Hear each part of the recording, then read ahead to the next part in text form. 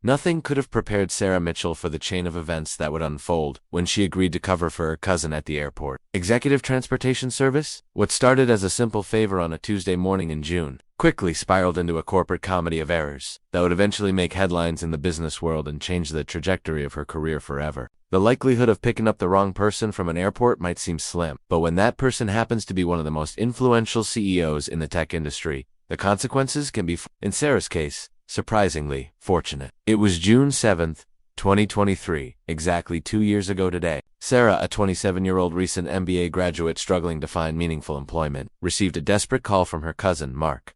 Mark worked for Elite Executive Transport, a high-end service that catered to C-suite executives visiting Silicon Valley. His job mainly involved meeting executives at San Francisco International Airport and driving them to their destinations, usually major tech companies in the area. But that morning, Mark had come down with a severe case of food poisoning and couldn't make his morning pickup. Collect the CEO of Quantum Dynamics, a rising artificial intelligence company valued at over $3 billion.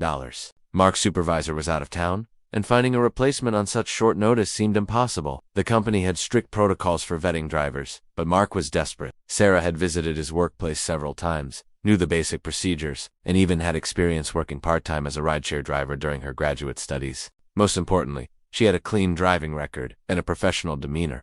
It seemed like the perfect temporary solution. What could possibly go wrong? Mark briefed Sarah. He needed to be at the airport by 10:30 a.m. Stand at the designated pickup point in Terminal 2, holding a sign with Quantum Dynamics CEO printed on it, and drive the executive to the Four Seasons Hotel in Palo Alto. He emphasized that the CEO, William Chun, was a no-nonsense businessman who valued punctuality and professionalism. Sarah was to address him as Mr. Chun, avoid unnecessary conversation unless initiated by him, and under no circumstances use her phone while driving. Sarah arrived at the airport 30 minutes early, dressed in her most professional attire: a navy blue blazer, white blouse, and black trousers. She positioned herself precisely where Mark had instructed, holding the sign with both hands, scanning the faces of everyone who passed by. The flight from New York had landed on time, and passengers were beginning to filter through the arrival gates. At approximately 10:45 a.m., a tall, distinguished-looking Asian man in his early 50s approached her. He wore an impeccably tailored gray suit, carried a sleek leather briefcase, and exuded the confidence of someone accustomed to commanding attention. When he stopped in front of Sarah and nodded at the sign, she immediately assumed this was William Chun. She greeted him professionally, took his luggage, and escorted him to the waiting black Audi A8 parked in the executive transportation zone.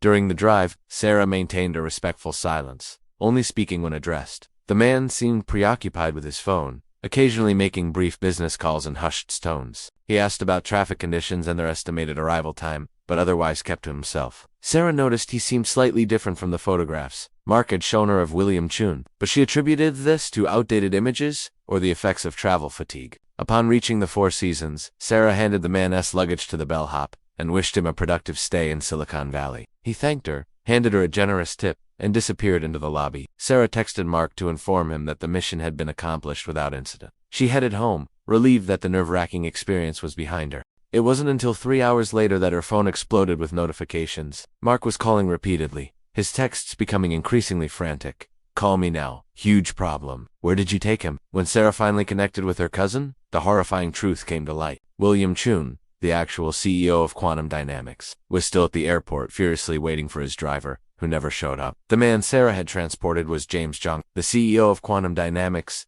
chief competitor Nexus AI. The similarity in company names was just the beginning of this perfect storm of coincidences. Both CEOs were of Asian descent. Both were arriving from New York on that Tuesday morning. Both were staying at the Four Seasons. Both were in town for the same artificial intelligence conference. The vague sign reading only Quantum Dynamics CEO, without a specific name, had created the ideal conditions for this case of mistaken identity. Mark was beside himself. Elite Executive Transport had never experienced such a catastrophic mix-up in its 15 years of operation. William Chun had been waiting for over 3 hours, missed a crucial pre-conference meeting, and was threatening to terminate the company's services permanently. The situation was compounded by the fact that Sarah was not an authorized driver, which violated the company's contract with Quantum Dynamics. Sarah immediately offered to return to the airport to pick up Mr. Chun, but Mark informed her that another driver had already been dispatched. He was more concerned about what to do regarding James Jung, who had essentially been kidnapped, albeit willingly, by their company under false pretenses. The implications were potentially disastrous. What if Jung had overheard sensitive information meant for Chun on the company phone? What if Chun and Jung encountered each other at the hotel and realized what had happened?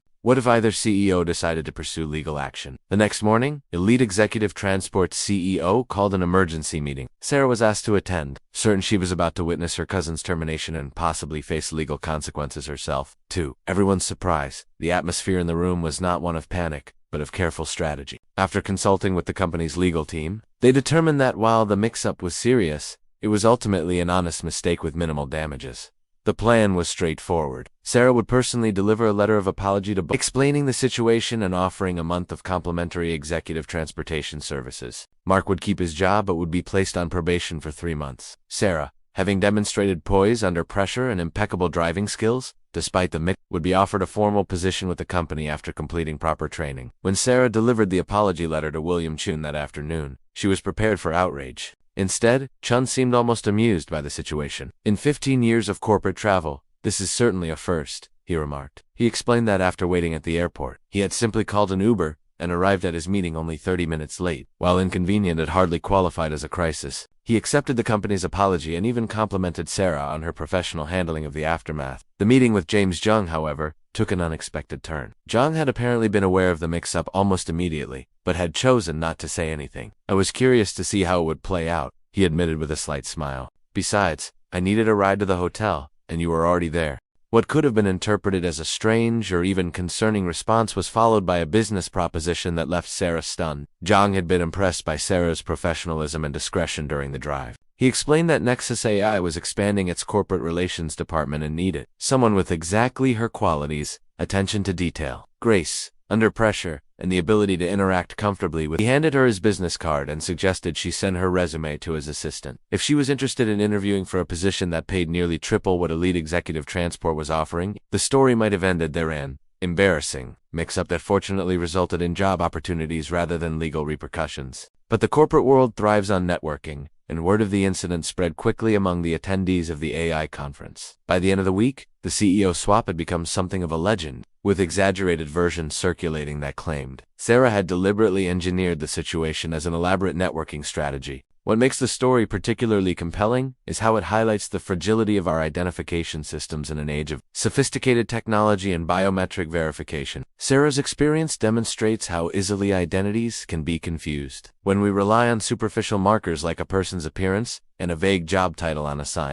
It raises important questions about security protocols and the potential risks of mistaken identity in high business environments for corporate transportation services. The incident prompted a reevaluation of standard practices. Many companies now require drivers to display both the company name and the executive's full name on pickup signs. Some have implemented digital verification systems where executives receive a unique code that must match the driver's code before entering the vehicle. Elite Executive Transport itself instituted mandatory photograph confirmation and a verbal password system following the incident.